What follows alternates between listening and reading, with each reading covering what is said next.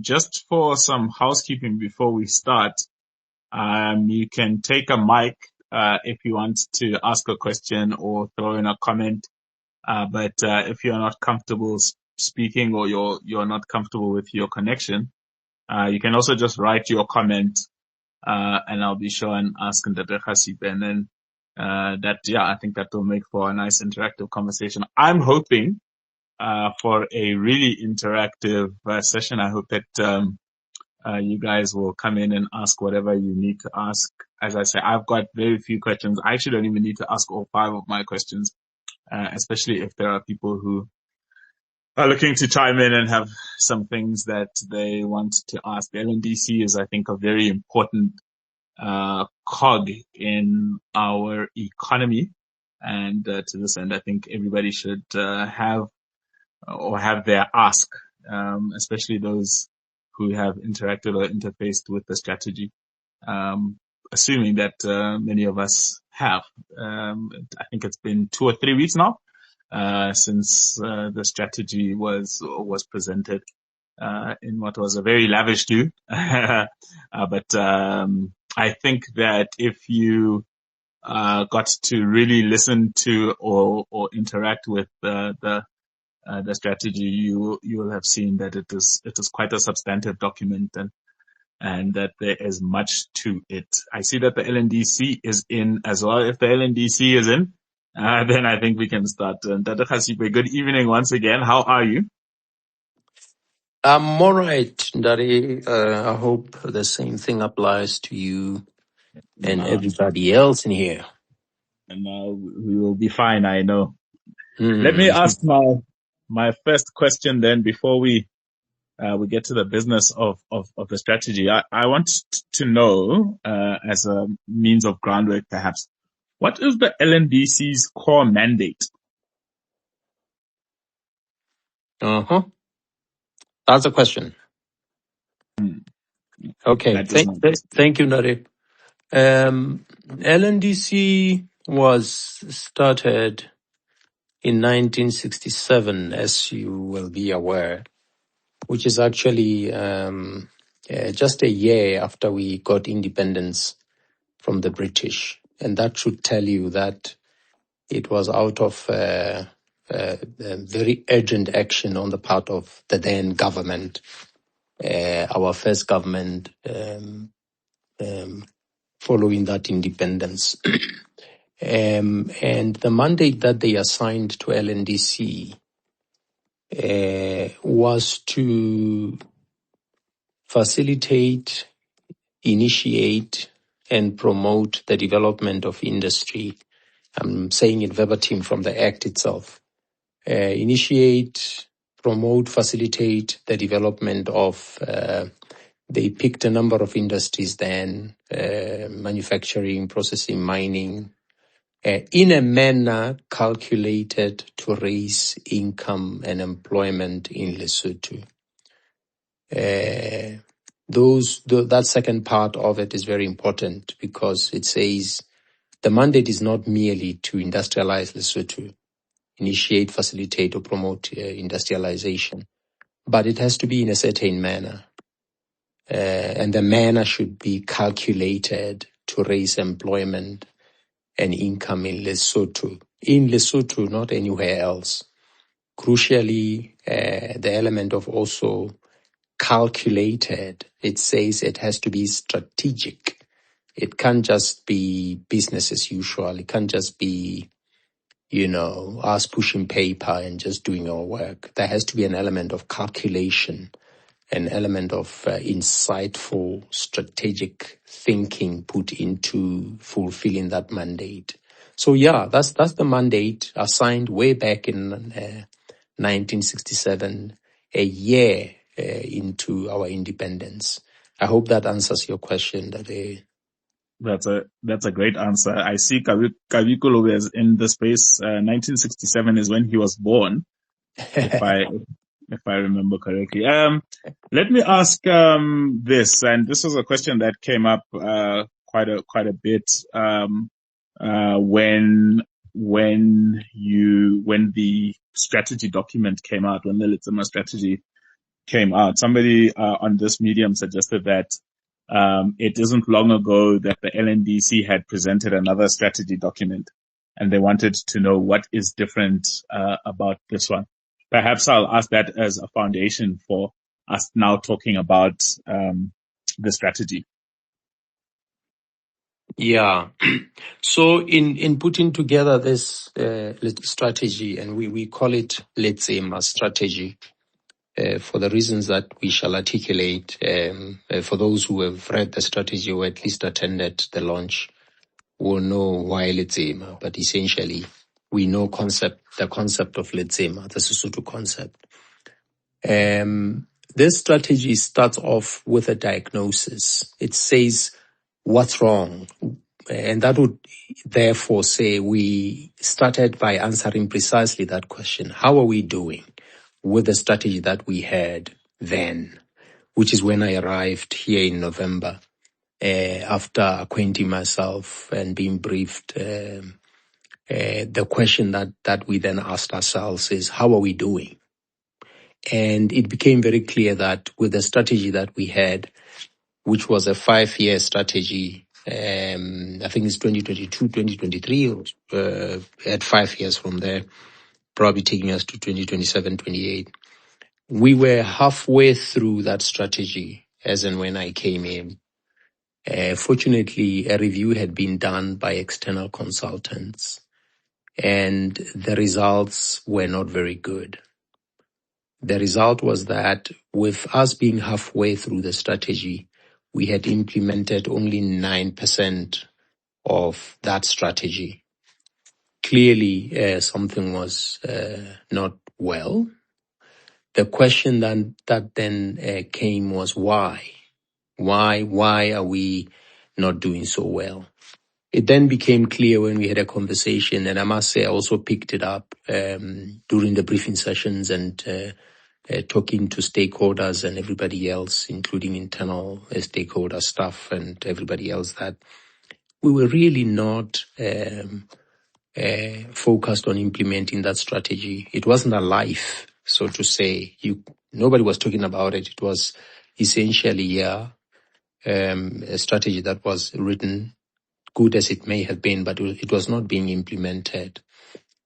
But more importantly, despite the fact that we were not implementing it well, the world had moved on significantly since 2022, 2023. I mean, we know what President Trump did barely a month, 2 months into his new term with the tariffs, implementing his America First policy.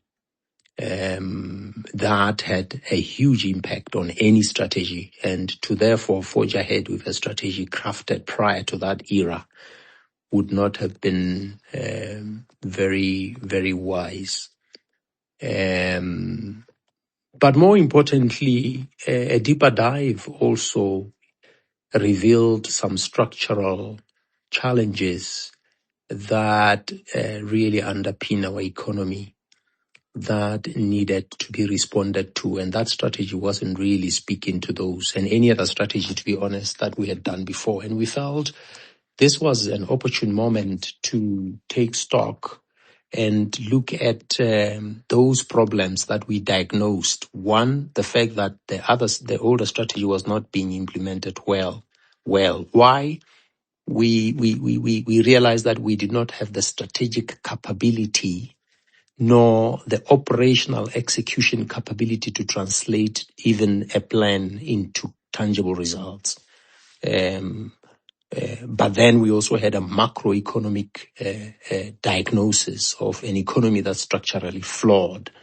And therefore, to the extent that that strategy was not speaking to those, we felt it was time to go back to the drawing board. That is why we ended up then saying, let's develop a new strategy with new thinking under the new global environment affected by the geopolitical developments that we are all aware of. Yeah. No, thank you. That's a very succinct answer, and it makes perfect sense. I was unable to attend the launch event, but I did watch it. You spoke about working on the system as opposed to working in the system. I'm sure the listeners here would like to know whether that has begun and what that looks like. Yeah, that has begun. And that principle that I was addressing there was really talking about us realizing that from a strategic change point of view, we need to realize that as leaders, really, in as much as we can focus on efficiency, i.e. doing the same things that we have always done, but doing them better, vis-a-vis effectiveness, which is now doing perhaps different things. It's often a bit of an interesting trade-off, because the natural tendency is for us to gravitate towards saying, oh, I come in, I'm a new leader, or we're a new team. Ours is to just bring about doing the same things and doing them better. But sometimes, honestly, and most of the time, you need to even go further than that and say, this thing's even the right things to speak of. Because when you're focusing on efficiency, doing the same things and doing them better, you are operating in the system. You're not allowing yourself to get out of the box and question the system itself and then work on it to basically fundamentally change it. And this is therefore what is actually the underlying, I think, philosophy behind our approach to this job. That's why we are saying in this Letsema strategy, the fact that the Lesotho economy is structurally the way it is, i.e. too import dependent, combined with the fact that we have a currency peg to the RSA currency, it says the system is fundamentally constrained structurally. It doesn't matter how efficient you can be, you can allocate your budget well, you can balance the budget, you can collect all the tax revenue, you can do all these things efficiently, but you are ultimately subject to the structure of the system. And to the extent that these are binding constraint, you end up with what we have always ended up with, an economy that is stuck. We never sustain growth between 5 and 7% GDP growth that the NSDP2 actually requires for us to make meaningful impact on economic development metrics such as poverty, employment, literacy, and the like. We tend to reach that level, but immediately fall back for the reasons that I will articulate, that we articulate in the strategy, but the reasons that are essentially structural.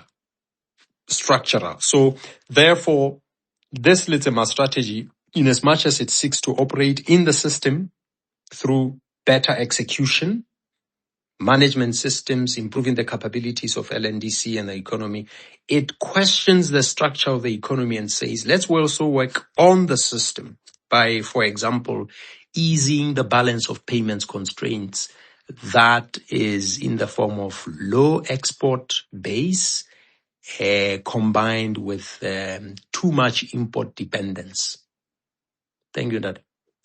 No, and that Mahalagale who I know you had on your panel that same day, has a quote that I have stolen and made my own. He says, at some point you can't think out of the box because you've become the box. I thought that was quite fitting. Okay. Let's get into the Letsema strategy then. What is the vision, of the LNDC for the next 5 years? What does the Letsema strategy look like? I was reading through the document, earlier on. Very, very impressive document indeed. Thank you for that, and that I really appreciate it. The Letsema strategies, the vision is really encapsulated, or rather captured very well by what we call our North Star, which is, when all is said and done, the lowest common denominator of the entire strategy. What defines success for us? And we call it our North Star. That is to improve the standard of living of Lesotho, when all is said and done. Now, we then sort of distill this to 5 outcomes that we really seek to achieve with this strategy. And these are: 1, to create 50,000 new net jobs over the 5-year period. We also want to create 100 new Basotho industrialists who employ at least 100 people each. We also want to create 5 new LNDC facilitated industrial sectors. And lastly, we want to be number 1 in SACU at the end of this 5-year period, on an index that is compiled by the Harvard University, the Kennedy School, called the Economic Complexity Index. It's reported as part of the Atlas of Economic Complexity. So those define really the outcomes that you could say it's our vision, but it's at the end of the day improving the standard of living of Lesotho, and these are the elements of what we aim to do in improving that standard of living of Lesotho. Right. Very, very high aims indeed. How do we get there? Yeah. Now, the how starts first with the diagnosis that we made. Number 1, we diagnose macroeconomic challenges I've intimated. The Lesotho economy has one problem. For starters, we're not doing very well relative to our peers within SACU. We present a graph there that shows since 2020, and I can tell you this trend goes even way back. That indicates that our GDP per capita, on a GDP per capita basis, we are sitting at plus minus, and we've been around plus minus $1,000 per capita on average.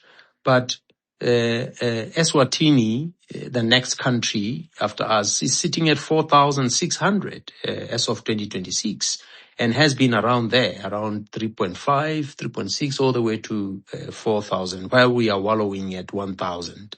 Namibia is around there too, 5,000, and you have South Africa and Botswana at 7,000.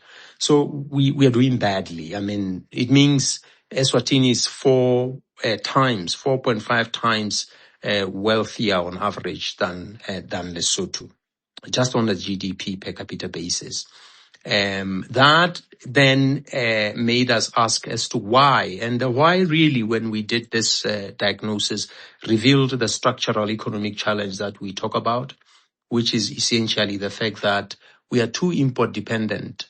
And this actually implies that we are caught in a virtuous cycle where when the economy tries to grow, it is sabotaged essentially by our high demand for imports, because when the economy grows, we then increase our demand for imports. And we're talking about imports of essentials such as food, energy, building materials.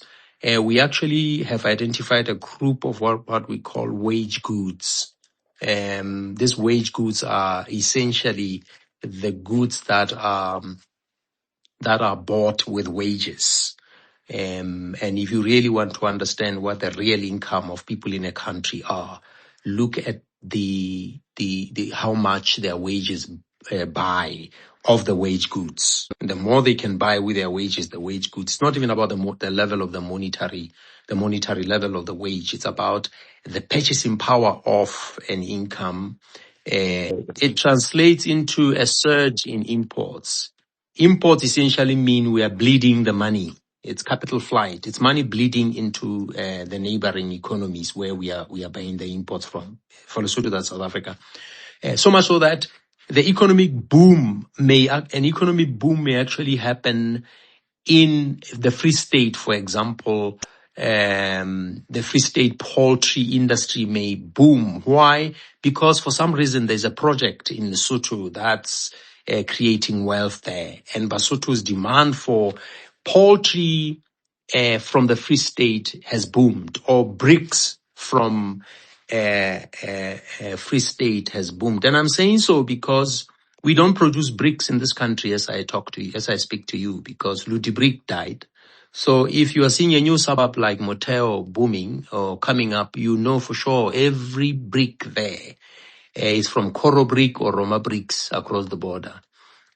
So it's a structural issue. Low productivity economy, too dependent on imports, low export capacity.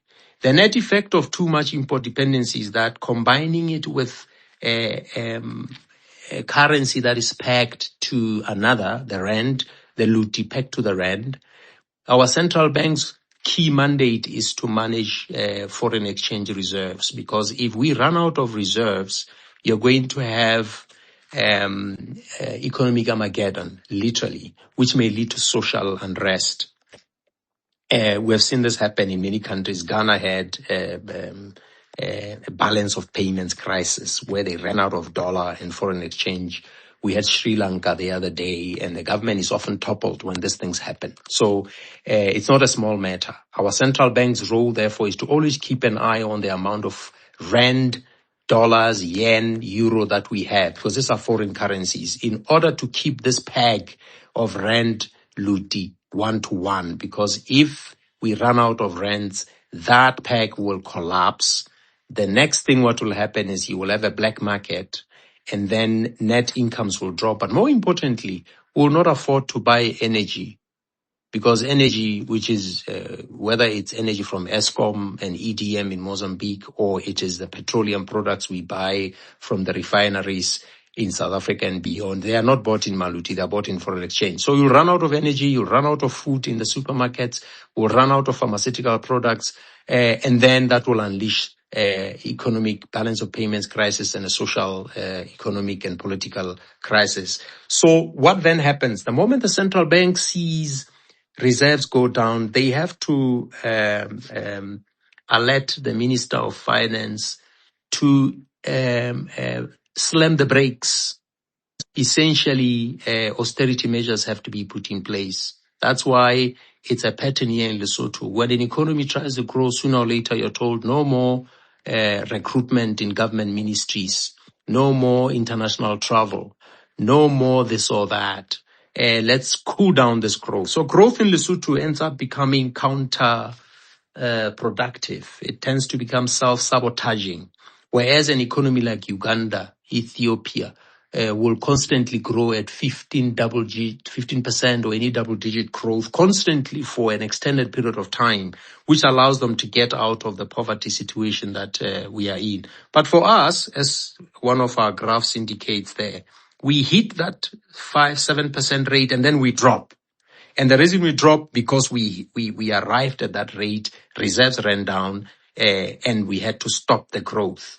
So that is the nub of it. And therefore, this Letsema strategy seeks to relieve that balance of payments constraints. How? By focusing on the productive capacity enhancement of these wage goods as what we call the defensive element of the strategy.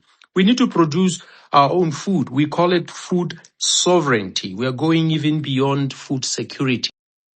Because if food secure, sometimes you just have to have a friend who will give you food when you run out of it. It could be a UN agency.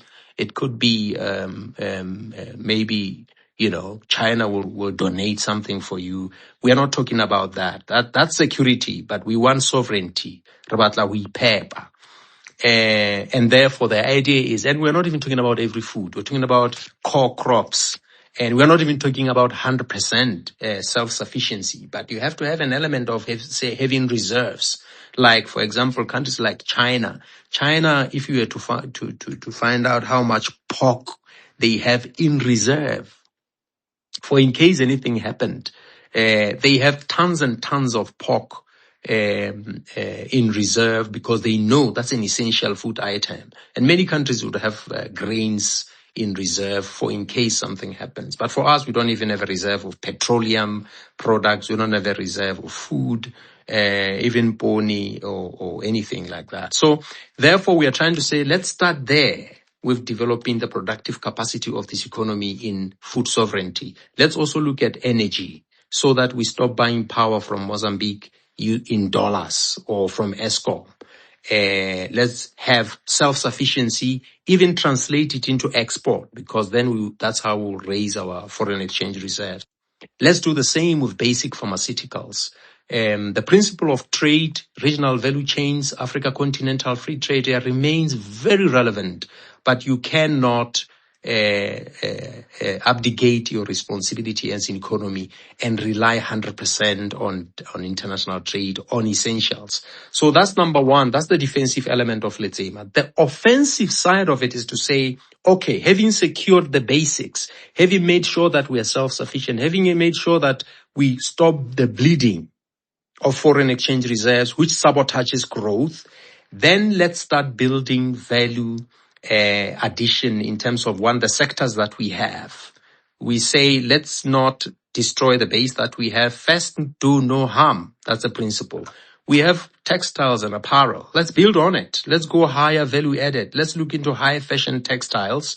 Let's look at a number of stages in the value chain. But let's add other sectors that don't currently exist. That's why one of the outcomes is to create 5 new sectors that don't currently exist. But also let's target Lesotho. Let's build wealth and stop looking only. I think we have a slight network glitch there. I had actually invited Letsema and to this conversation. He would have helped us with our network, hopefully. Your network is letting us down right when you are getting to the meat of your conversation point. There you are. Hello. Yeah, you're back. You were saying let's look at the Lesotho. Sorry? Yeah, but you were saying let's look at the Lesotho when you got cut. Oh, is that so? Yeah. Yeah. Sorry, a call came in, an important call came in by the Prime Minister. Actually, I had to ask him, please, allow me to. Okay. This is how important this conversation is. Yeah. So what I was saying is let us also look at wealth creation above and beyond job creation. It's one thing to create 50,000 jobs, and we have managed to do so in the past, but it was all out of enriching foreigners who are, yes, very, very crucial in terms of the capital that they bring in, and we really encourage that and more of it to come and flow into our country. But let's find ways of partnering them with Basotho so that we start also localizing entrepreneurship, wealth creation, in view of the challenges we have, the youth unemployment, or rather unemployment, broadly speaking, that we have. We need to pivot into entrepreneurship. So yeah, that's a key element of the whole strategy. So I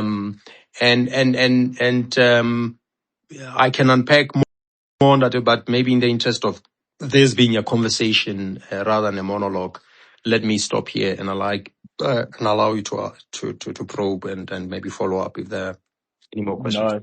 No, thank you. That you're in full flow, which makes for very good listening. There is a speaker who has taken the mic, Motseko. Please go ahead with your question or comment. Oh no, my apology, Chair. I hadn't actually. My mic was off. I don't know if I would have accidentally hit a hand up. I don't know. I've never been on this platform before. Okay. But also, kudos to Ndate Hasib. Great insights indeed. Thank you. Yes. Okay. No, thank you so much. Thank you for that. Then I had written down a question that said, how will you know that this has been successfully implemented? But I think that would be putting the cart before the horse, because you were still getting through the strategy document. So let me allow you to carry on with it in the sense that I'm interested to know whether you have an idea of what these 5 new industries you'd like to be, or are you leaving it up to Basotho to decide what are the areas that they would like to go into and how they'd like to start industrializing? Thank you, Nadi. Yeah, that's a very crucial question. For starters, obviously having identified the constraint at this macroeconomic level, which is the structural challenge of our economy, which then leads us into saying, let us prioritize these wage goods industries, i.e., let us look at export promotion, but at the same time, import substitution, particularly in this key staples of energy, food, clothing, building materials, and pharmaceuticals. Let's beyond those, we really are saying on the offensive side, the philosophy is not to be prescriptive, largely because Letsema, by its very definition, says, let us collaborate, let's all come together, let's all bring what we bring to the table. And the private sector knows much better than us in terms of what opportunities are there in the market.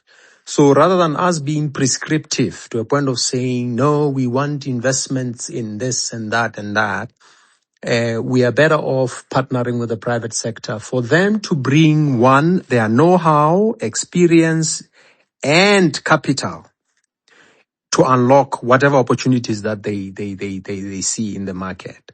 Ours is to become a catalyst, which is what the Letsema Strategy then says. Ours is to become a catalyst, to become a manager of an ecosystem, which we believe it's our job, given our mandate, which is where we started our conversation. Our mandate to basically engineer that ecosystem, bring everybody to the table, whether it's a private sector in the form of institutional investors who are looking for a pipeline of shovel-ready projects. And by the way, this is a complaint that we hear often from our commercial banks, our pension funds, our insurance companies, who here in Lesotho by law are supposed to invest a certain minimum amount of their liquidity in Lesotho instruments. But there are no instruments to invest in Lesotho. The only one that's available for them is treasury bills and treasury bonds at the central bank, which are low yielding, financial instruments.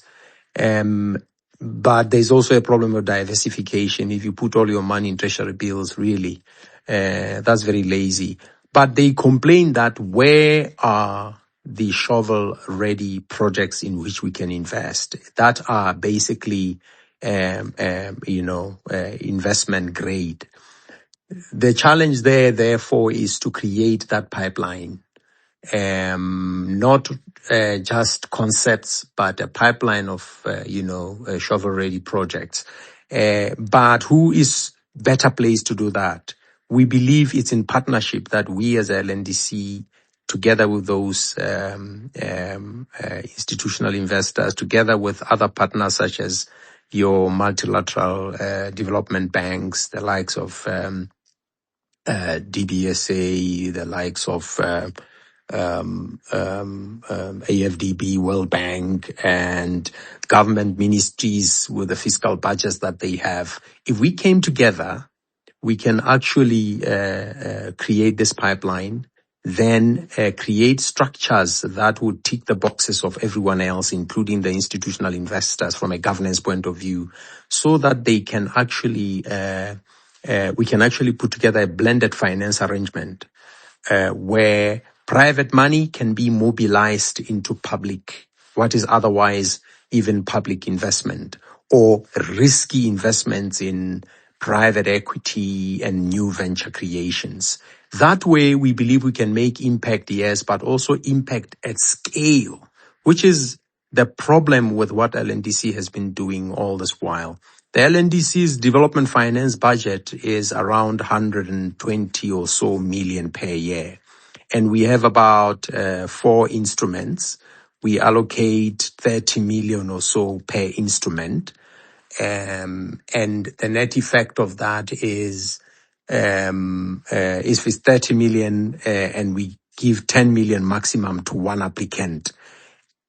That's like scratching the surface. We'll never really make an impact at scale in terms of achieving sustainable GDP growth, changing the structure of the economy, if we are relying on just 120 million per year. But by mobilizing private capital sitting with the pension funds, insurance companies, commercial banks and other development partners and mission investors, including the government itself, and the LNDC being the anchor of all those investments by taking the first losses, for example. We are then able to use the 120 million that we have to raise maybe 800 million. You end up with a 1 billion fund, say, for agribusiness. So this is me saying, my brother, we don't want to prescribe in terms of where to invest. We want to come together with everyone through Letsema. And then together identify the opportunities, but letting the private sector take the lead.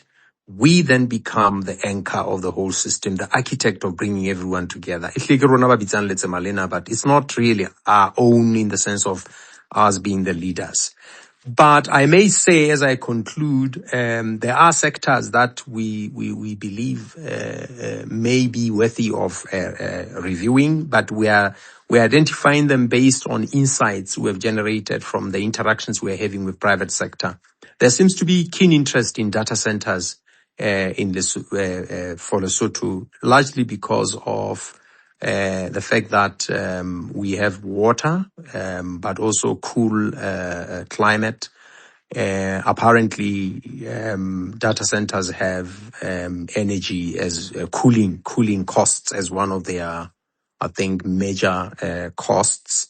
And if you can place them in a region where it's cool, but there's also water for cooling, it becomes a great cost advantage. But we are also, fortunately, also very close to where the hyperscalers, the likes of Google, Amazon, Microsoft, have their internet exchanges, and they also have their major clients, banks and everybody else who needs to be having their servers and data housed at these data centers. We are not very far from Johannesburg. We're not very far from Cape Town. So the latency, a very important factor, is not very, very high. So much so that if BAPSA has their servers housed here and you request an OTP and you are in Johannesburg, your OTP will be there instantly. It won't take, you won't have a case where it expires before it even reaches you, because the latency is very short. So there are all these advantages. So data centers, we are looking at also a sector such as in tourism. Tourism as a sector is very attractive because of, I think, obvious beauty for our country, but also the MICE element of this sector, meetings, incentives, conferences and exhibitions. We believe Lesotho can be a better place to even think of becoming the Davos of Africa. I mean, it would be interesting to compete with what we saw Kim Muswati launch last week, this ICC, fancy ICC that he was launching in Ezulwini. We think Lesotho having a facility like that or better, but placed in our beautiful Maluti Mountains and being part of a bigger mixed-use development that has hotels, but the ICC being the anchor would actually be more attractive than it could ever be in Eswatini. To attract strategic planning sessions, meetings of AU, SACU meetings, SADC meetings, corporates. I mean, the opportunity is there. So we are saying let's look at that, but do it together with the Tourism Authority, the Ministry of Tourism, and private sector and everybody else. Raise capital, do the legal reforms that are necessary. There are many other sectors. Wool and mohair is one mainstay that we think we keep leaving a lot of money on the table as a country from a value addition point of view to a point of actually selling finished garments rather than exporting our wool raw as it is. There's a lot of potential in rare earth minerals. Indications are that in the places like Bo, Tauma, we have a lot of minerals. I'm told there's one called neodymium, where against averages of 14, whatever the score is in many countries, Lesotho is scoring upwards of, crazy figures. I think I forget the number, but it's certainly above 100. So indicating that we have these things in abundance, but we have never done proper prospecting in order to uncover that which we have. So I'm just giving you a flavor of industries that we seem to be having interest in. So we've included them in this strategy, not to say let's go to this exclusively, but the principle remains: let the private sector show us where to go. No, we needed that flavor, Dr. Khasipo. We desperately needed that flavor because it really makes for an interesting conversation and for great listening. There are now a plethora of questions. I'm very happy to see all of these questions. I'm going to ask Renelwe to ask her question because she took the mic first. Then I'll ask Ntati, and then I'll go to the questions that have been written in the comments, and then I think it'll be about time to wrap up. Let me ask Renelwe to go ahead. Renelwe? Thank you and good evening. Maybe just to say a huge congratulations to LNDC have done in preparing this strategy. My question is, I did not see a commitment in it from the LNDC regarding how frequently they will report back to the public on the progress of the strategy. If it's a 5-year strategy, how often do they intend to communicate challenges and or outline measures to mitigate those challenges? Will there be any communication to the public regarding the progress of the strategy? Thanks. Should I answer that or take a few? Which do you prefer? Do you want to take a couple, or do you want to just answer them as they go? Maybe take a couple. Okay, yeah, let's take a couple. Yeah. And Tati, can you go ahead and take and ask your question or give your comment?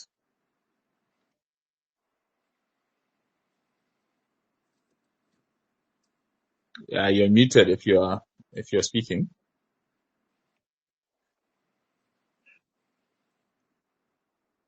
Okay. While Ntati gets to the question of the mic, let me go through. I'll just go through 3 of the questions that I asked, and then we'll come back. The first one was from Date Taton Zhao. I'd like to pose a question before you go too long. Why do we overlook poultry and piggery in our country? Yet there's so much potential in it. We could even see that there are people in our country who took initiative to go commercial with them. Why don't we have big farms? That's one question that Khosima Dia wants to know. This is a fantastic strategy, but what work is being put into LNDC's organizational transformation to future-proof the strategy against organizational churn? In our experience, great plans tend not to survive beyond responsible leadership. RSL is a case in point. And then the last one for this round, from Memama Yogalibito Pori, she asks, What are the relative successes of countries where governments, including through entities like the LNDC, takes a proactive and direct approach to say and put resources into certain sectors that we could term as non-negotiables for their economies? Growth versus a more open approach. Perhaps you can take a stab at those, and then we'll go to the next three. Can you read that one again by Mayor Levitz? That last She one. says, what are the relative successes of countries where government, including through entities like the LNDC, take a proactive and direct approach to say and put resources into certain sectors that we could term as non-negotiables for the economy's growth versus a more open approach? All right. Maybe let me start with that one. Honestly, my view is this could be it's a personal view. Honestly, I think the record is very bad of governments taking the lead and designating certain sectors necessarily as non-negotiables. Because I come from a premise that we as the bureaucrats, civil servants, whether in state-owned enterprises or in core business, we tend to sometimes, I think, fall to the trap of overconfidence bias. We tend to think we know all because we design policies and all that, and we become too prescriptive without realizing that. Honestly, I'm not a businessman for one, which is why I'm an employee at LNDC. I should never fall to the trap of thinking that I can now start telling the private sector what they should do and what they should not do. I mean, we've seen many national development plans that say we're going to prioritize this sector and that sector, and therefore, if you want to invest here, we are not interested in you. Who are we to say that, honestly? What do we know in the first place? The private sector knows sectors that you can't even think of, even as you are sitting and writing your policy. And therefore be open to them showing the way. That's why Letsema is the best approach. Bring what you bring, which is the convening power you have by virtue of the legal mandate assigned to you, LNDC. You bring something to the table, but allow the private sector then to bring the know-how, their experience, their ability to take risk, and combine the two in a Letsema format in order to ultimately overcome the challenge where the private sector gets the profit, you make your economic impact. It's a win-win. So I'm not very much impressed with that approach, and therefore I think a more open approach is much better, Memoral Beats. Going back to the first point by Merine Ilwe, no clear commitments on reporting, or rather asking whether we have any commitment on reporting back. The strategy is premised on integrated thinking framework, because after we have four pillars that we have structured the strategy in. Pillar one is driving industrial transformation, where we are really talking about changing the structure of the economy. Pillar two is unlocking capital required. Here we are talking about engineering this ecosystem in financing, for example, where we are moving hard into private equity in order to say, let us create avenues for the institutional investment capital that is looking for investments through private equity funds. We'll have an LNDC fund of funds that will then have feeder funds. It could be an agribusiness fund that is trying to look at opportunities in the agribusiness fund. And in this context, I'll take Datinzao's question where he's talking about poultry and piggery. A fund that is looking at agribusiness would then look at poultry projects, piggery projects, cold chain project that would supply both poultry and piggery. It will look at a milling project that would make sure that we mill maybe core crops such as wheat and maize that we need to produce. So a poultry fund would be under that funds of funds, and then we'll raise capital LNDC will anchor that fund with, equity risk capital thrown in there, and that will take first losses. And we might do that with the likes of, for example, World Bank, the likes of other mission investors who will throw in money. Once we have enough, we then can crowd in private capital that would want senior status even in that capital stack, to know that we as the LNDC and other mission investors will take first losses and last profits, but they will take the last losses and the first profits. That's how you make it attractive for the private sector. So that is the model of us saying, when it comes to reporting, we are looking at integrated thinking. We have looked at the various sources of capital, be it financial capital, which is then the one that we normally focus on, but we also look at human capital. We also look at natural capital. I mean, the whole ESG game. When all is said and done, integrated thinking leads to integrated reporting. So we'll report annually, as any corporate that is responsible should do. We'll report annually through annual reports. Now, I think I've already touched on that Nzau's question about poultry and piggery. We did analysis, Nzau, which indicates that Lesotho's import bill per annum of poultry is around $34 million US. Whereas Eswatini imports $4 million US worth of poultry. Now, you might think it's because Emaswati do not consume poultry, but you and I know they do. It's just that the poultry that they consume is from Eswatini, whereas for us it's imported. The difference is stark. It's just huge, but it explains why Eswatini is sitting at $4,000 US per person on average on GDP per capita, while we're at 1,000. It's because they produce 4 million only of poultry. Rather, they import 4 million while we import 34, which means when the economy in Lesotho grows, we see a boom of imports of poultry. But in Eswatini, when that economy grows, you see a boom of local poultry production. The same with piggery for pork. The same with beef happens. The same with corn. I could go on and on and on. So you're spot on that we are now saying with Letsema, poultry, agribusiness, is going to be a priority that we are willing to finance together with the private sector. There was a question that Emadia talks about the organizational reform, restructuring. Part of the strategy talks about the capabilities that LNDC needs to build in order to deliver on this strategy. There's a chapter or section on that, because we are saying it's one thing to say, I'm going to win a boxing match.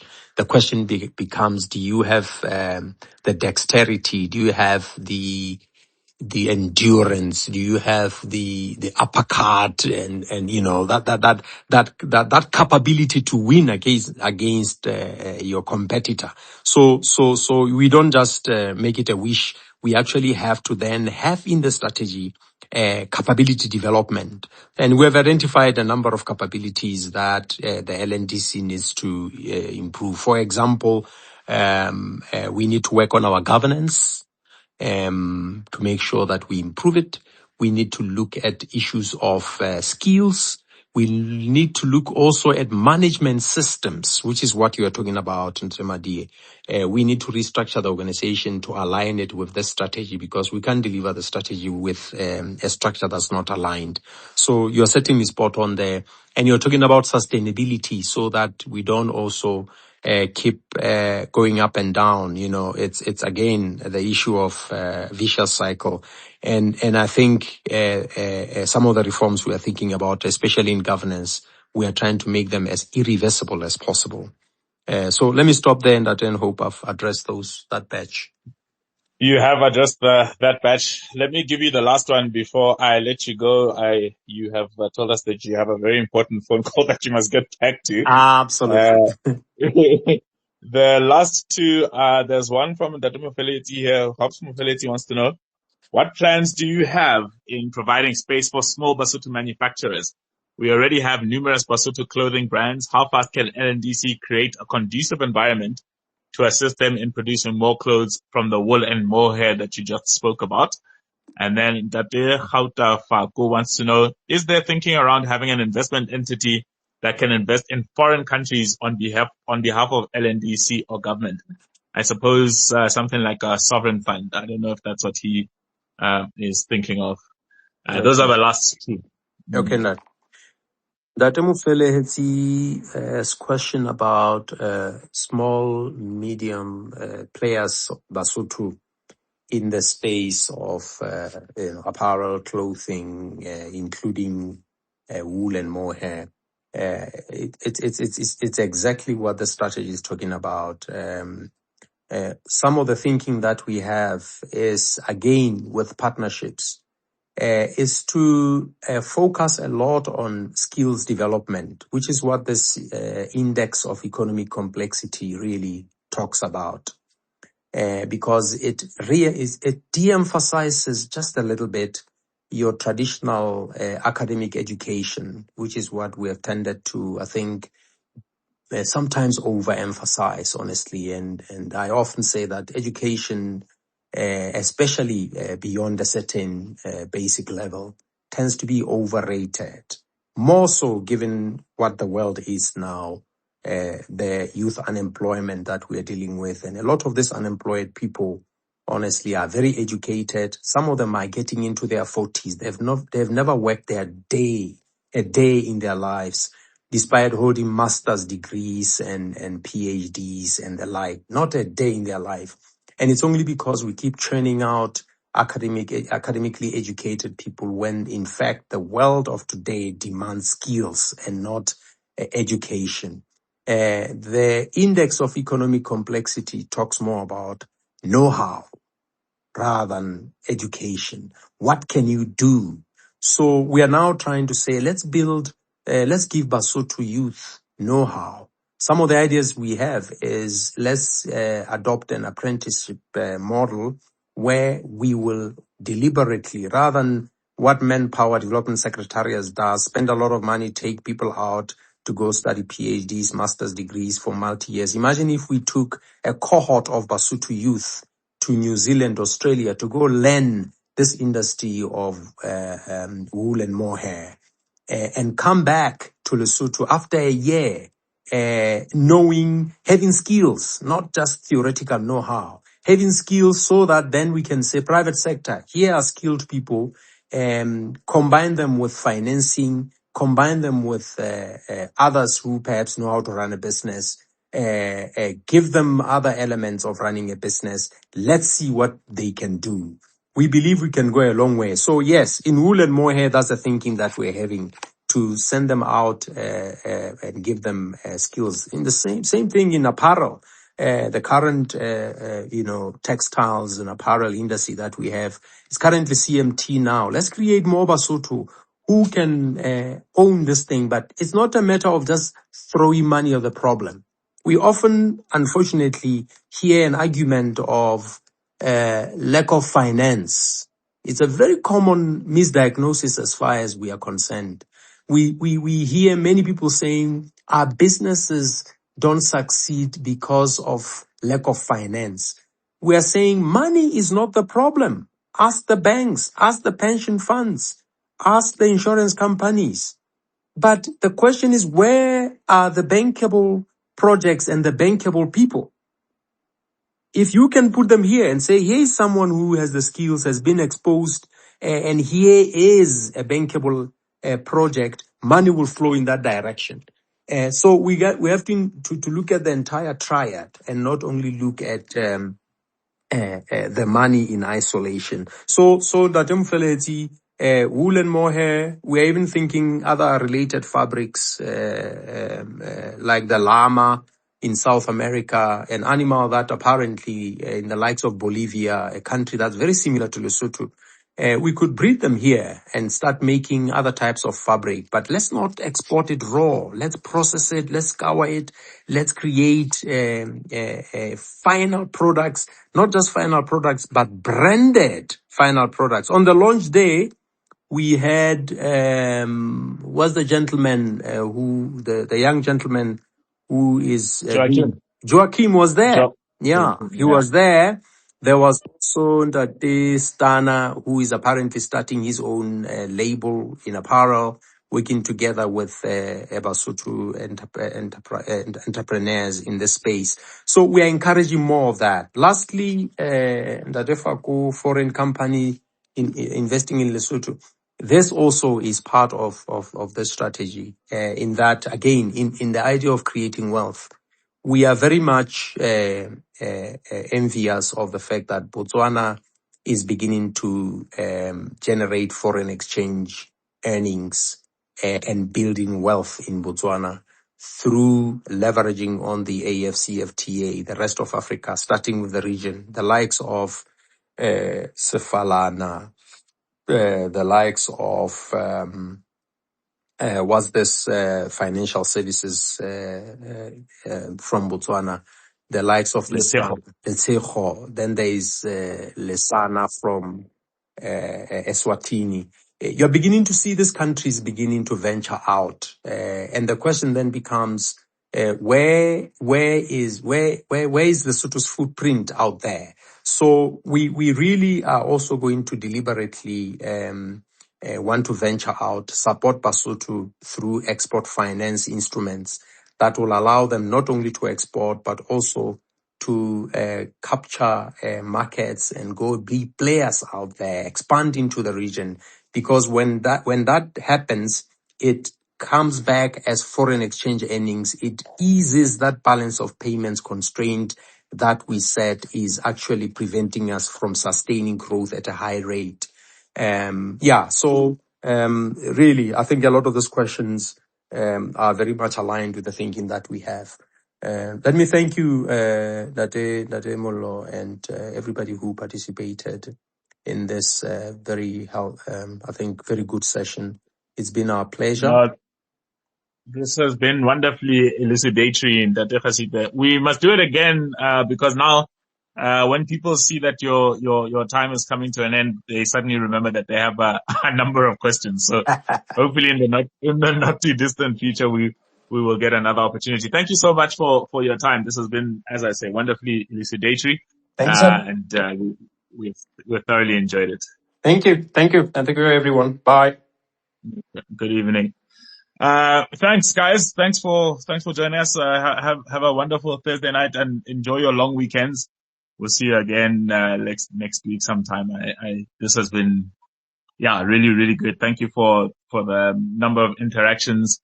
As I say, we'll try and get him back again in the not too distant future, so that we can go through some of these other questions that went unanswered. And there's some really good questions here that have just come in.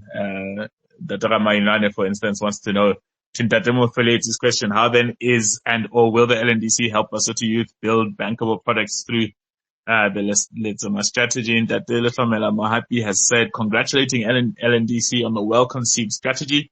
It is the first time that one sees national development coming out so loudly in LNDC's contemplated work.